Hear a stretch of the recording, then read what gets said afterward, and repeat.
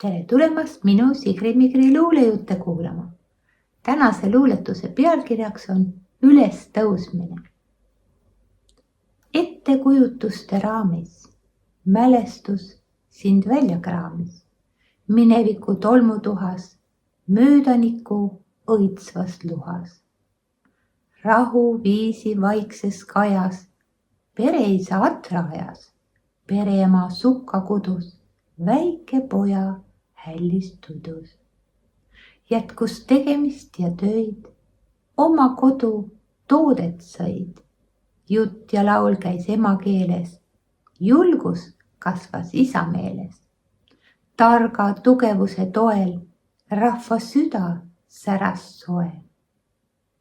Mineviku tolmutuhas, möödaniku õitsvas luhas, vabadus.